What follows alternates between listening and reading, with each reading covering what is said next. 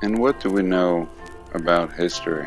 Today we'll take a look at the mainstream narrative and compare it to what we see with our own eyes. Welcome.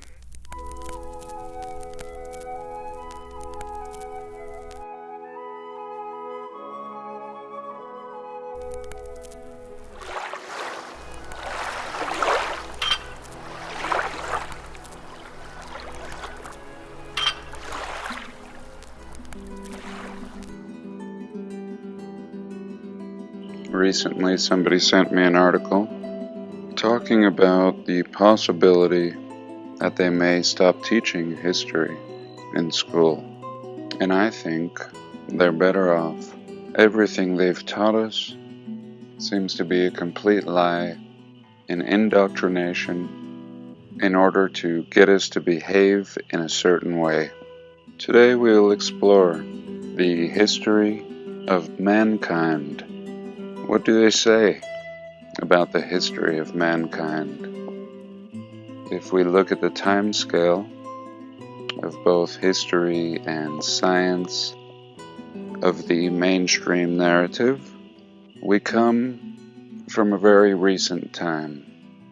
The narrative of evolution being millions of years, and for hundreds of thousands we're a primitive ape-like creature, and in a short amount of time, maybe 10,000 years, we begin acting like man. We begin farming and cultivating really very recently.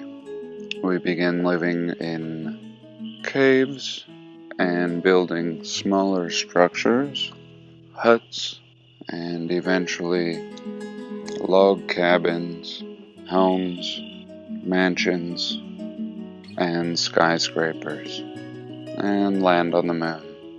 And that's a very nice story, if that's what we would see all around us.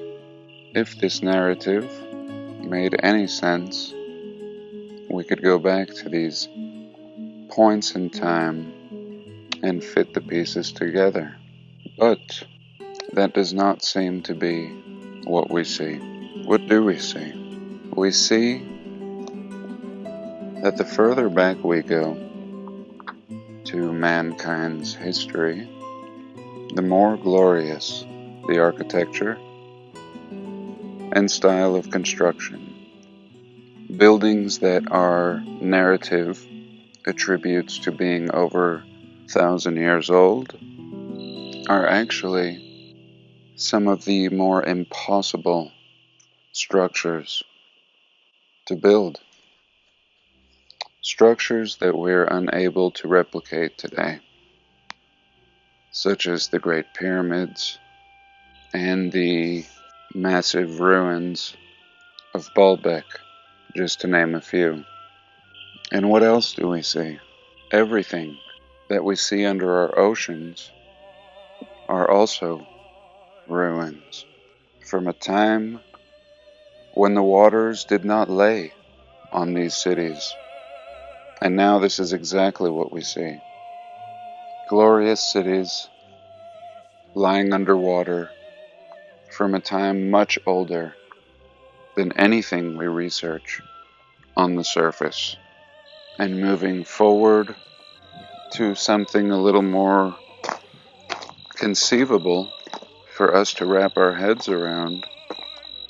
We begin to look at the 18th and 19th century, and the buildings and architecture are now smaller than what we see from the ancient world, but still massive in comparison to what we create today.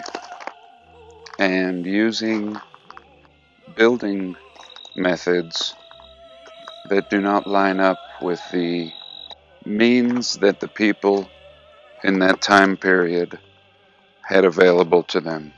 Massive columns, enormous, overdone spires and monuments before the supposed invention of the crane, still using the horse and carriage as a means of transportation we are led to believe that these people constructed everything that we see in the 18th and 19th century.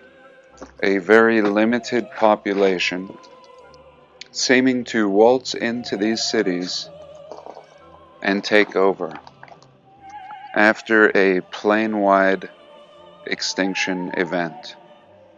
And again, we've hypothesized where these people come from, and we do see, if we can believe anything in the historical narrative, a shuffling of people and orphans all throughout this realm, from country to country.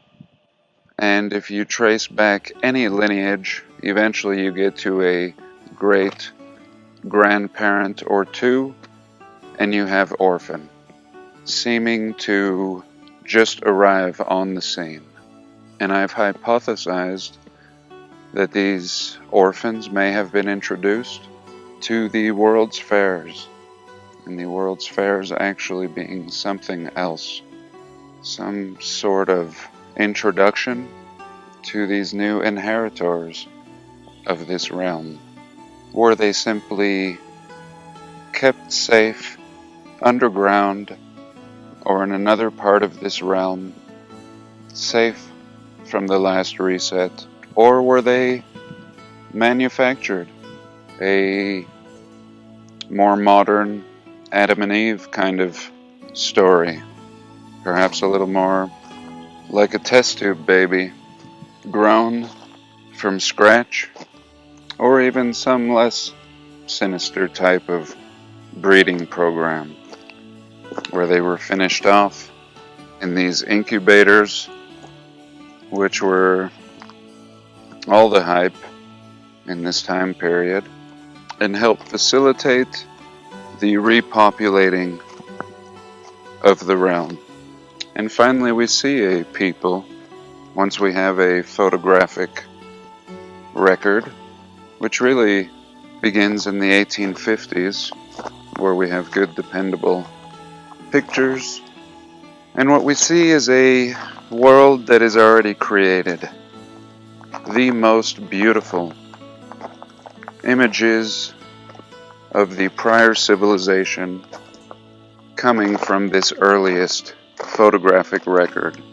And the more the photographs continue, slowly the buildings and architecture begin to dwindle, being demolished and replaced with less than comparable in beauty and quality.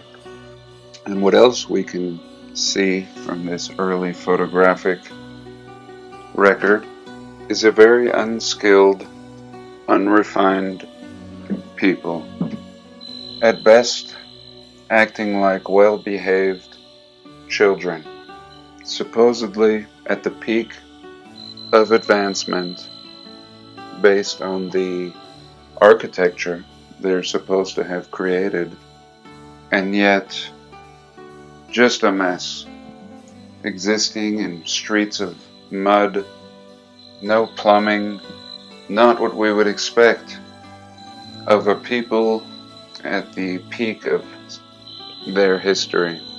And really, in conclusion, and fast forwarding to this time period, completely devolving and moving backwards even further.